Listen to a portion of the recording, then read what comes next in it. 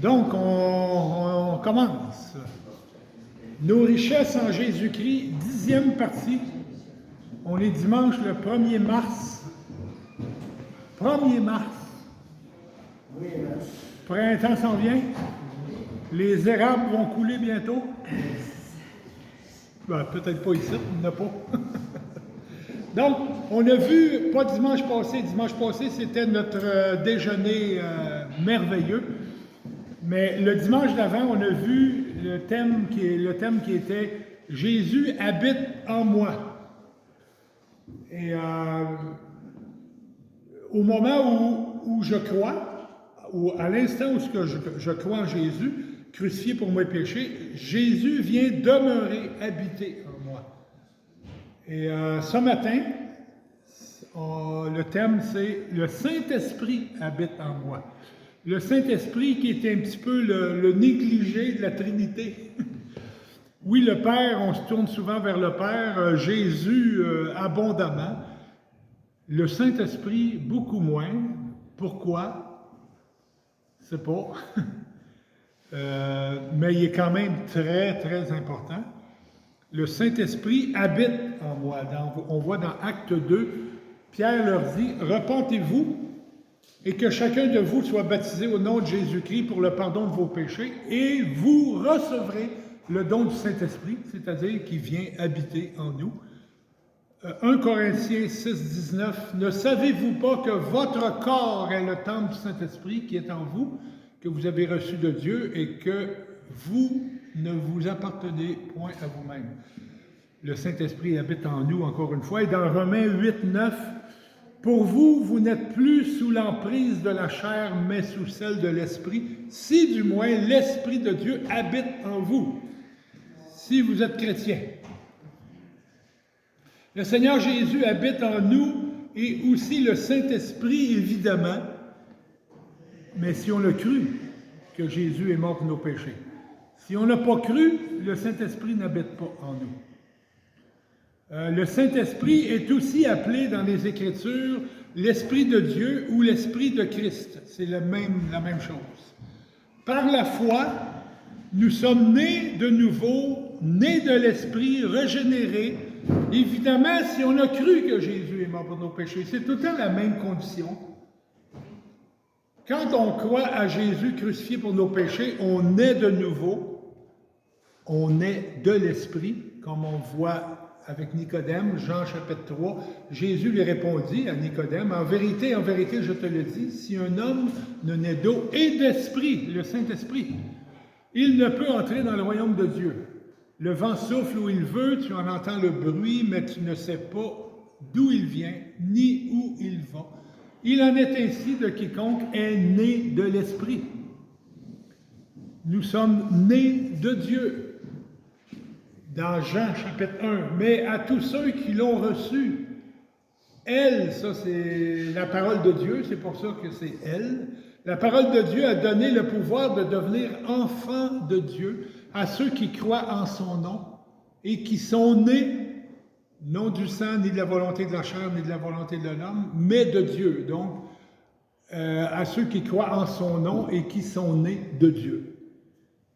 Le Saint-Esprit est en nous. C'est le titre de ce matin.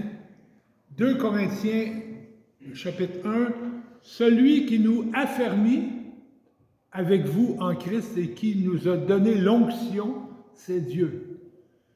Il nous a aussi marqués de son sceau et a mis dans nos cœurs les arts de l'Esprit. » Il y a des affaires là-dedans qu'il faut expliquer parce qu'il y a des affaires bizarres. Affermi. Celui qui nous affermit avec vous en Christ, bien, affermi, c'est la conversion. C'est le moment où on croit. Dieu nous affermit. Celui qui nous affermit avec vous en Christ et qui nous a donné l'onction, c'est Dieu. L'onction, c'est quoi l'onction? Ça veut dire introniser, établir, officialiser. C'est ça veut dire l'onction, parce que dans l'Ancien Testament, quand il y avait un prophète qui était pas élu, mais quand un prophète était déclaré, ou un prêtre, ou un roi, on versait de l'huile sur sa tête, c'était l'onction.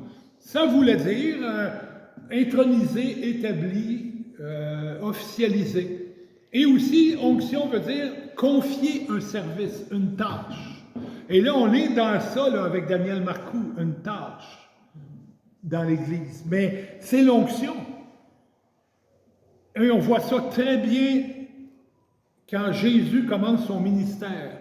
Jésus de Nazareth, il a grandi à Nazareth, et là, il commence son ministère dans la synagogue. Où est-ce qu'il a grandi? Luc chapitre 4. Jésus retourna en Galilée avec la puissance de l'Esprit, et sa renommée se répandit dans toute la région. Il enseignait dans les synagogues, et il était glorifié par tous. Il se rendit à Nazareth, où il avait été élevé. Il entra, selon sa coutume, dans la synagogue le jour du sabbat.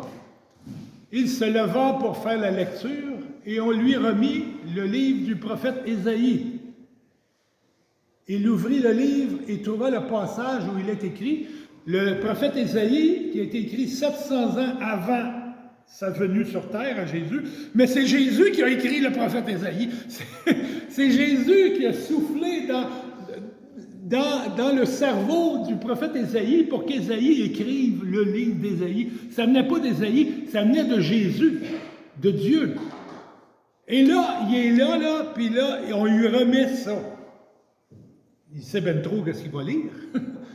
L'Esprit du Seigneur est sur moi. C'est ce qu'il est en train de lire. Ça, là, c'est ce qui était écrit dans le prophète Ésaïe. L'Esprit du Seigneur est sur moi parce qu'il m'a oint pour guérir ceux qui ont le cœur brisé, pour annoncer la bonne nouvelle aux pauvres, et il m'a envoyé pour proclamer aux captifs la délivrance et aux aveugles le recouvrement de la vue, pour renvoyer libres les opprimés, pour proclamer une année de grâce du Seigneur. Jésus a été oint, c'est-à-dire intronisé, établi, officialisé. Il a reçu plusieurs tâches. Tout ça, là, pour guérir ceux qui ont le cœur brisé, pour annoncer la bonne nouvelle aux pauvres, envoyer, proclamer aux captifs la délivrance, les aveugles le recouvrement de la vue. Plusieurs tâches. Comme nous aussi, les chrétiens, Dieu nous a oints. La même chose. Comme il a oint Jésus, il nous a aussi oints quand on s'est converti. Dieu nous a intronisés, nous a établis, nous a officialisés, nous a confié des tâches à son service dans l'Église. Le vieux modèle du catholicisme, où est-ce qu'on rentre dans le bâtiment, on s'assoit, on se lève, on s'assoit, on se lève, on s'assoit, on se lève, on s'assoit, et là, on se met à genoux quand le prêtre il lève l'hostie pour la consacrer. Et après ça, on s'assoit, on se lève debout, après ça, on s'en va. Ça, c'est le vieux modèle qu'on, la grande majorité d'entre nous, on a grandi, mais c'est un modèle qui n'est pas le modèle biblique. Le modèle biblique, c'est qu'on est à l'œuvre. On est loin et on est au service les uns des autres. Il nous a affermis, c'est ça qui est affermi, onction, oint, on vient de le voir, un petit peu, je me l'envie dans mes pitons.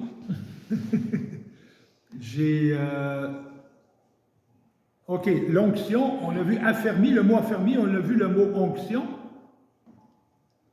C'est ça, le verset qu'on a vu tout à l'heure. Et là, il nous a aussi marqués de son sceau. Marqués de son sceau. C'est-à-dire imprimer une marque d'identification. Vous savez qu'à la Deuxième Guerre mondiale, les Juifs qui étaient capturés par les nazis, on leur écrivait un chiffre, on leur tatouait un chiffre sur le bras. Et ça, c'est pour toujours. Hein? Les Juifs ont... Bon, aujourd'hui, il y a une façon d'enlever ça, mais le tatouage, c'est quelque chose qui est supposé être là pour toujours. On voit dans Éphésiens, chapitre 1, en lui, Jésus, vous aussi, après avoir entendu la parole de la vérité, l'évangile de votre salut, en lui, vous avez cru et vous avez été scellés du Saint-Esprit qui avait été promis. Le sceau, marqué de son sceau. Il nous a aussi marqué de son sceau. C'est ça qu'on vient de lire, la même chose. Le sceau est pour garantir qu'un document officiel qui puisse se rendre à destination. Les rois dans l'Antiquité avaient des bagues, comme on voit là, et ça, son sceau du roi était là, sur sa bague. Et quand il voulait étamper un papier officiel, il étampait avec son sceau. Mais quand il voulait envoyer un rouleau, un parchemin, une note à un autre roi dans un autre pays, il écrivait sur le parchemin qu'est-ce qu'il voulait lui dire, il enroulait ça d'un fil et il versait de la cire sur le fil et en même temps sur la lettre et avec sa bague, il imprimait son sceau. Et là, il donnait ça à un purolateur du temps. Et lui, sa job, c'était d'emmener ça sans l'avoir ouvert. C'est confidentiel, ce qui est écrit là-dedans. Et c'était la garantie, quand l'autre roi recevait le document, il voyait la cire, le sceau, c'était certain. Personne ne l'avait ouvert. C'était certain. Donc, c'est un petit peu ça ce qui se passe pour nous. Nous, on a été marqués de son sceau. On a la vie éternelle, c'est le Saint-Esprit. Et ça veut dire que le salut ne se perd pas. C'est ça que ça veut dire en réalité. Et il nous a donné les arts de l'esprit. Mot bizarre qu'on n'emploie jamais dans nos vies. J'ai cherché c'était quoi le mot art. C'est un acompte, une garantie, l'assurance d'un contrat respecté. C'est le Saint-Esprit qui est la garantie.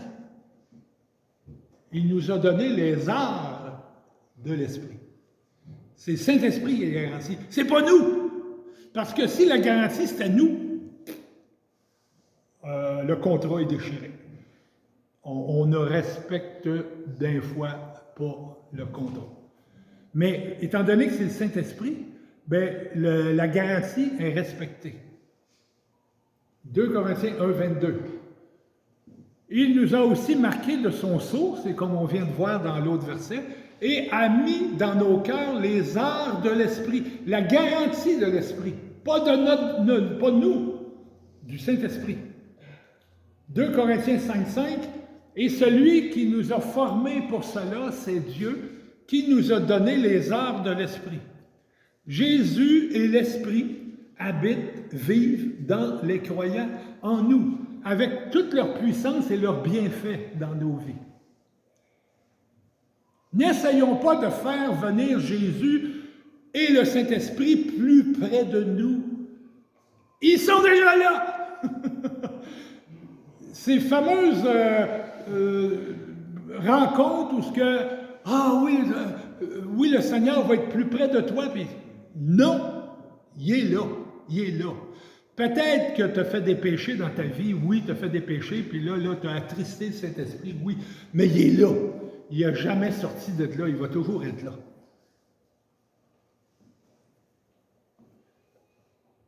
Nous sommes un seul esprit avec lui. Dans 1 Corinthiens 6, 17. Mais celui qui s'attache au Seigneur est avec lui un seul esprit. Nous, les chrétiens, on est l'épouse du Christ, choyés et privilégiés d'avoir un époux exemplaire, parfait, merveilleux, qui prend soin de nous. Et nous, les époux, ici, là, les époux, on a tellement à apprendre de Jésus dans nos vies d'époux, parce que lui, il fait ça à la perfection. Sa job d'époux. Le ministère principal du Saint-Esprit est de nous faire connaître la glorieuse présence du Seigneur et sa vérité afin de nous conduire dans une communion avec le Christ. C'est ça la job du Saint-Esprit, de nous conduire dans une communion avec Jésus et de nous donner une pleine assurance en lui et de nous transformer. C'est son travail au Saint-Esprit, c'est pas rien. Pas de Saint-Esprit, on y va à tâtons. on va avoir bien de la misère si le Saint-Esprit n'était pas là dans la recette. Voici la transformation que le Saint-Esprit opère dans un chrétien. La personne qui se convertit devient un adorateur. Avant que je me convertisse, mon frère, il me prêchait l'Évangile, puis je n'étais pas un adorateur. J'étais un persécuteur de mon frère. Mais, quand je me suis converti, je suis devenu un adorateur. Wow! C'est vraiment une transformation merveilleuse. Et je me suis mis à refléter de plus en plus la sainteté de Dieu. Je ne suis pas rendu au bout, et vous le savez, vous me connaissez, je ne suis pas rendu au bout de la sainteté, mais je progresse de jour en jour là-dedans. Et je reproduis un amour agapé. C'est quoi ça, agapé? C'est l'amour parfait de Dieu. Ça, c'est l'amour agapé. Bien, quand on est chrétien, on reproduit l'amour agapé. Pas à la perfection comme Dieu le fait, mais quand même, on fait un certain travail là-dedans. Et on cherche à évangéliser et à servir l'Église avec les dons spirituels que Dieu nous a donnés. Le but du Saint-Esprit dans la vie du croyant est que le Seigneur Jésus-Christ occupe le centre de ma vie, toute la place.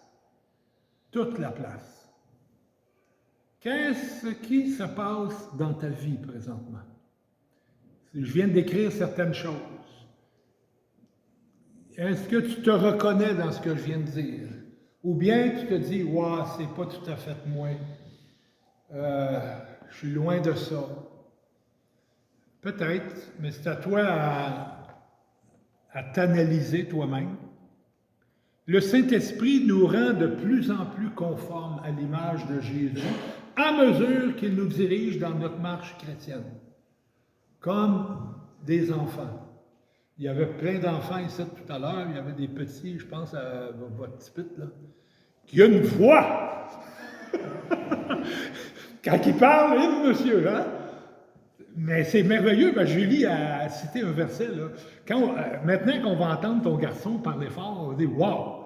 Il y a de la vie en lui, puis c'est merveilleux, parce que Dieu, il se manifeste dans ce petit pit-là, qui parle fort, puis ça nous rappelle quoi? Ça nous rappelle que les enfants, ils louent le Seigneur, en réalité, par leur voix. Mais nous les chrétiens, on est comme des enfants. On grandit dans notre vie. On grandit dans notre vie chrétienne, puis on apprend des choses, on s'améliore. Et le Saint-Esprit nous rend de plus en plus conformes à l'image de Jésus, en nous nourrissant de sa parole. Colossiens 3,16, que la parole du Christ habite en vous avec sa richesse. Instruisez-vous et avertissez-vous réciproquement en toute sagesse par des psaumes, des hymnes. On a eu des hymnes à matin, des cantiques spirituels sous l'inspiration de la grâce. Chantez à Dieu de tout votre cœur, c'est ce qu'on a fait. Mais que la parole du Christ habite en vous avec sa richesse. Comment le Saint-Esprit nous rend de plus en plus conformes à l'image de Jésus? Ben oui, en nous nourrissant de sa parole, mais aussi par la foi qu'il a placée en nous. Romains 10, 17, ainsi la foi vient de ce qu'on entend, et ce qu'on entend vient de la parole du Christ. On pourrait donc faire, c'est comme une formule mathématique, on pourrait dire, ainsi la foi vient de la parole du Christ. C'est ce verset-là qu'on peut autrement dit le résumer comme ça. Aussi, ainsi la foi vient de la parole du Christ. La foi ne vient pas de nous, de notre raisonnement, de notre intelligence. Non. La foi ne vient pas de nous. La foi vient de Dieu. C'est une grâce qu'on ne mérite pas, mais qu'on doit cultiver dans nos vies. Dieu nous donne un beau cadeau, la foi, quand on se convertit. Mais là, il faut l'arroser, il faut enlever les mauvaises herbes. Il faut la cultiver, cette foi-là, dans nos vies. Comment le Saint-Esprit nous rend de plus en plus conformes à l'image de Jésus? Bien, c'est en se nourrissant de la parole. par la foi qu'il a placée en nous, par la prière. Romains 8, 26, 27. De même aussi, l'Esprit vient au secours de notre faiblesse, car nous ne savons pas ce qu'il convient de demander dans nos prières. Mais l'Esprit lui-même intercède par des soupirs inexprimables, et celui qui sonde les cœurs connaît quelle est l'intention de l'Esprit. Celui qui sonde les cœurs, c'est Dieu. Puis il connaît quelle est l'intention de l'Esprit. L'Esprit qui nous guide dans la prière. C'est selon Dieu qu'il intercède en faveur des saints. Par la prière. Et pas juste par la prière, pas juste en se nourrissant de la parole de Dieu, ou pas juste par la foi qu'il a placée en nous, mais par l'amour de Dieu. Romains chapitre 5. Or, l'espérance ne trompe pas, parce que l'amour de Dieu est répandu dans nos cœurs par le Saint-Esprit qui nous a été donné. L'amour de Dieu est répandu dans nos cœurs. 1 Jean 2, 5.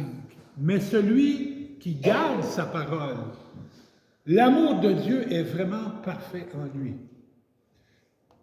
1 Jean 4, 16. Et nous avons connu l'amour que Dieu a pour nous, et nous y avons cru. Pour moi, il y a 46 ans. Dieu est amour, celui qui demeure dans l'amour demeure en Dieu, et Dieu demeure en lui.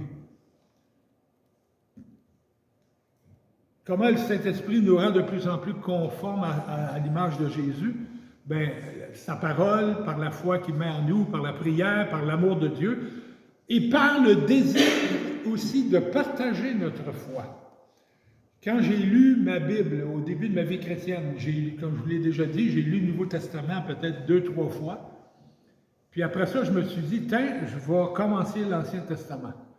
J'ai lu l'Ancien Testament et là, je suis arrivé à un verset que j'ai trouvé tellement beau, ce verset-là. Jérémie 20, verset 9. Si je dis, je ne ferai plus mention de lui, je ne parlerai plus en son nom. Si un chrétien dit ça, est-ce qu'il peut dire ça, un chrétien? Je ne ferai plus mention de lui, je ne parlerai plus en son nom. Non, il ne peut pas dire ça. Il y a dans mon cœur comme un feu brûlant, retenu dans mes os. Je me fatigue à le contenir. Je ne suis pas capable de retenir ça. Je ne le puis. Est-ce que ça se passe pour vous, cette affaire-là? Bon, moi, je suis peut-être un petit peu trop exagéré, peut-être. Oui, Dieu me fait de même. Mais ça, c'est quelque chose qui, normalement, se passe dans un chrétien. Ces choses-là. Je reviens dans 10 secondes.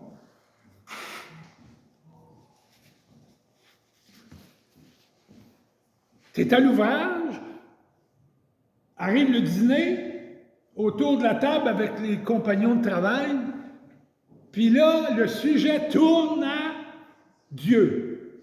Puis là, il y a quelqu'un qui dit, « Ah, Dieu, je ne sais pas s'il existe, mais s'il existe, j'aimerais tellement le connaître. » Il y en a autour de la table qui vont dire, « Voyons, arrête de te casser la tête avec ça. Voyons, quelle idée! As-tu regardé la game hier, le Canadien a gagné? » Mais toi, qu'est-ce qui se passe dans ton cœur, t'es chrétien? C'est pas la game de hockey que tu veux parler. Tu veux parler de ce que tu as vécu avec Dieu. Peut-être pas aussi drastiquement, aussi violemment comme moi, comme je faisais au chantier Alouette, pratiquement tous les jours. Au point que les gars, ils m'ont écrit sur mon casque, le curé.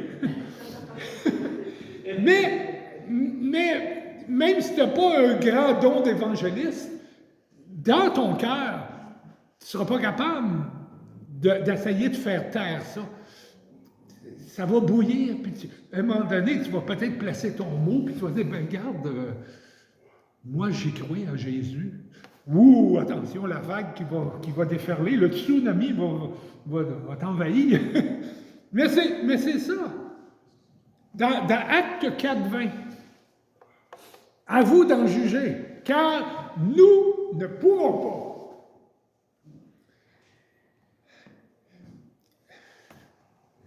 Nous ne pouvons pas ne pas parler de ce qu'on a vu et qu'on a entendu. Les apôtres, Pierre dit ça. On ne peut pas se retenir. Ça, c'est la caractéristique d'un chrétien. Il y en a plusieurs autres caractéristiques. Mais ça, ce n'est une. Tu veux passer le test, tu te demandes, est-ce que vraiment je suis chrétien? Bien, si ça se passe dans ton cœur, ce que je viens de décrire là, bien, t'es chrétien. Hein, Daniel?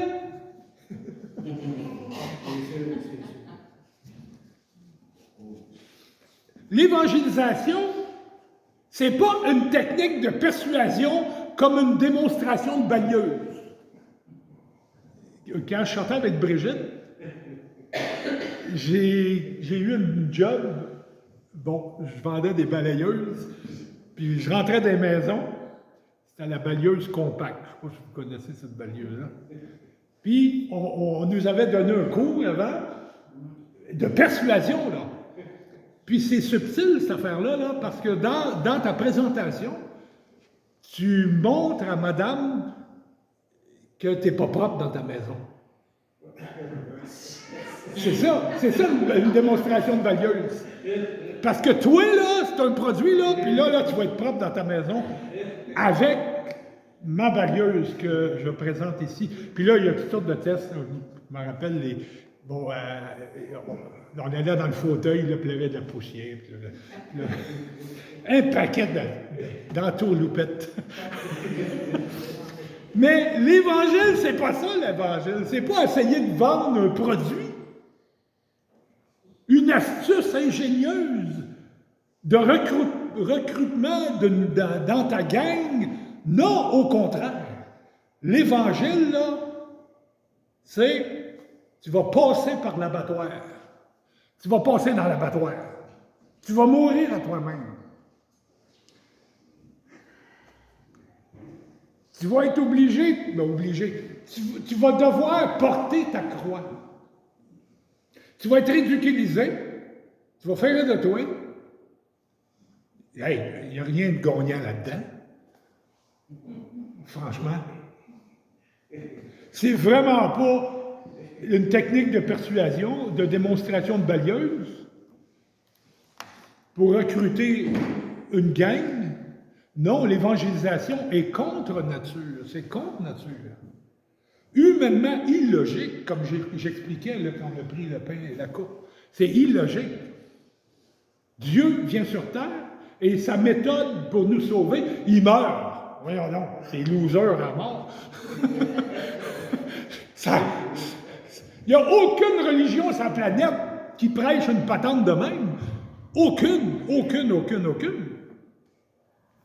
C'est pas avantageux. L'apôtre Paul dit que le message de l'Évangile est une folie pour les non-croyants. 1 Corinthiens. Car la parole de la croix est folie pour ceux qui périssent. Mais pour nous qui sommes sauvés, elle est puissance de Dieu. Si le message de l'Évangile est une folie pour les non-croyants, comment ils vont arriver à croire et se convertir? Si c'est une folie, voyons donc, tu peux te faire embarquer là, sur Internet par une patente puis tu fais voler ton compte de banque. Oui, parce que tu t'en rends pas compte. Mais là, l'Évangile, c'est vraiment... Il n'y a rien de frauduleux là-dedans.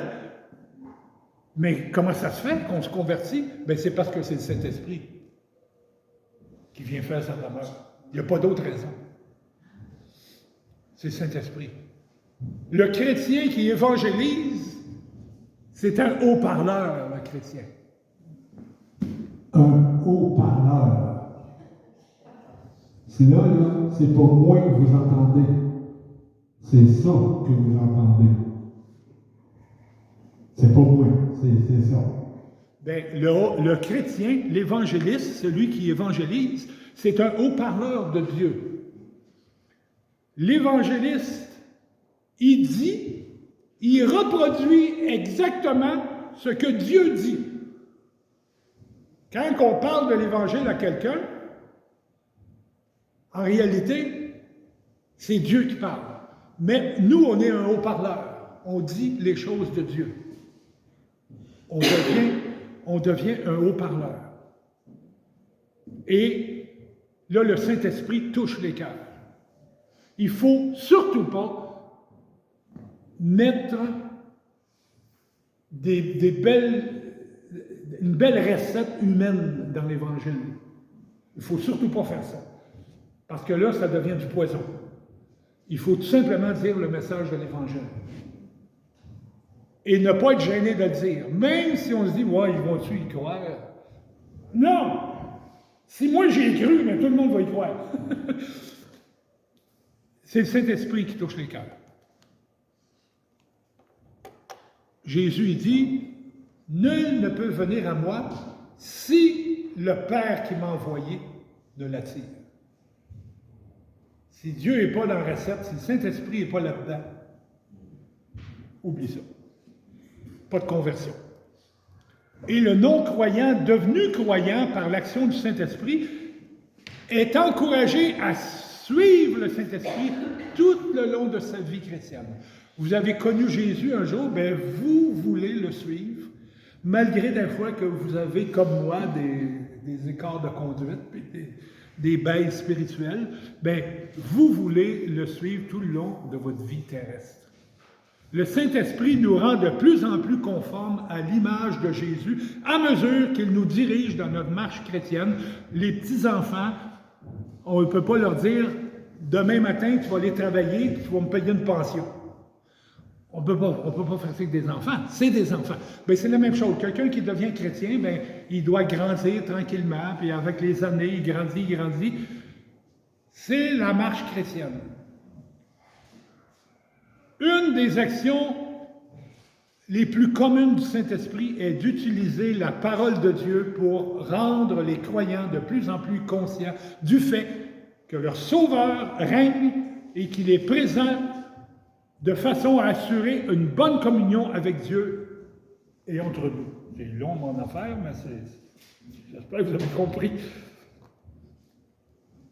Reconnaissez-vous la douce voix du Saint-Esprit dans vos vies, qui vous convainc et vous aide à comprendre la volonté de Dieu pour votre vie. C'est pas évident de comprendre la volonté de Dieu. C'est pas évident.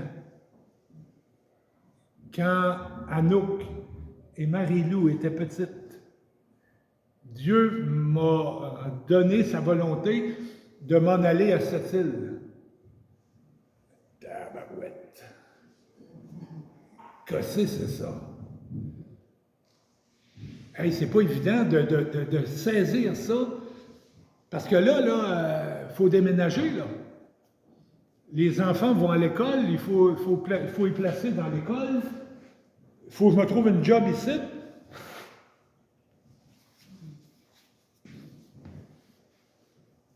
Puis là, j'annonce ça à ma famille, à la famille à Brigitte, 14 enfants.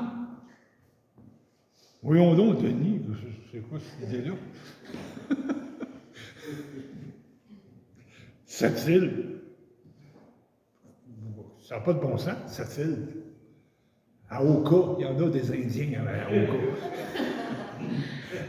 Une demi-heure de Laval. Je ne sais pas pourquoi. Mais vous comprenez? Reconnaissez-vous la douce voix du Saint-Esprit qui vous convainc et vous aide à comprendre la volonté de Dieu pour votre vie. Bon, ça peut être comme pour une histoire comme je viens de vous conter, mais ça peut être pour d'autres choses beaucoup plus simples. Beaucoup plus simples. Reconnaissez-vous son intention directe sur votre âme et dites-vous avec respect, le Dieu vivant vient de toucher mon âme. Quand vous lisez sa parole, est-ce que ça vous arrive? Bien, ça doit vous arriver. Certainement que ça vous arrive. Que vous lisez sa parole, puis que là, vous dites « Wow! Hey, ça, c'est bon! » Des fois, là, ça fait 46 ans que je lis ma Bible. Là. Puis des fois, je lis des versets, je dis « Comment ça se fait? J'ai jamais lu ça. » Ben oui, je l'ai déjà lu. Mais c'est tellement, ça fait tellement du bien. Mais c'est ça, reconnaissez-vous son intention directe sur votre âme et dites-vous avec respect, le Dieu vivant vient de toucher mon âme. Marcher dans l'esprit, est la même chose que de marcher en Christ. C'est la même affaire. Marcher dans l'Esprit, c'est de vivre selon la direction de l'Esprit Saint quand il nous pousse à chercher le Seigneur, à le louer et à méditer sur lui, à servir les autres avec un amour agapé, à témoigner de notre foi et à prier, à confesser et à abandonner les péchés dans nos vies. L'opposé de marcher par l'Esprit, c'est marcher selon la chair, marcher par nos propres forces, plutôt que de marcher par la force de Jésus. Croyez-vous que pour chaque situation de votre journée, le Saint-Esprit est présent avec sa toute-puissance pour rencontrer tous vos besoins, pour vous diriger dans les sentiers de la justice et pour vous donner la victoire sur tout ce qui peut arriver. Parce que le Saint-Esprit habite en vous, le Saint-Esprit habite en moi, je suis le temple. Ne savez-vous pas que vous êtes le temple de Dieu et que l'Esprit de Dieu habite en vous? C'est pas rien, cette affaire-là. Là. 1 Corinthiens 6, 19. Ne savez-vous pas ceci? Votre corps est le temple du Saint-Esprit qui est en vous et que vous avez reçu de Dieu, et vous n'êtes pas à vous-même. Est-ce que tes pensées se tournent vers Dieu? Pas seulement que le dimanche matin entre 10h et midi, mais souvent, à chaque jour de la semaine. Est-ce que ça vous arrive souvent dans vos journées de la semaine que vos pensées se tournent vers Dieu? Ou bien, vous sortez d'ici à midi, puis jusqu'au dimanche matin suivant, il n'y a rien de Dieu dans vos cœurs, dans vos pensées? Est-ce que c'est ça? Est-ce que tu ressens le Saint-Esprit qui veut te rendre de plus en plus conforme à l'image de Jésus? Est-ce que tu le sens, le Saint-Esprit qui te pousse vers la sainteté? Est-ce que tu entends le Saint-Esprit qui essaie de te montrer ton péché? Ça, c'est sa job. Si tu ne peux pas répondre avec certitude à ces questions-là que je viens de poser, tourne-toi vers Dieu et demande au Saint-Esprit de venir à ton secours.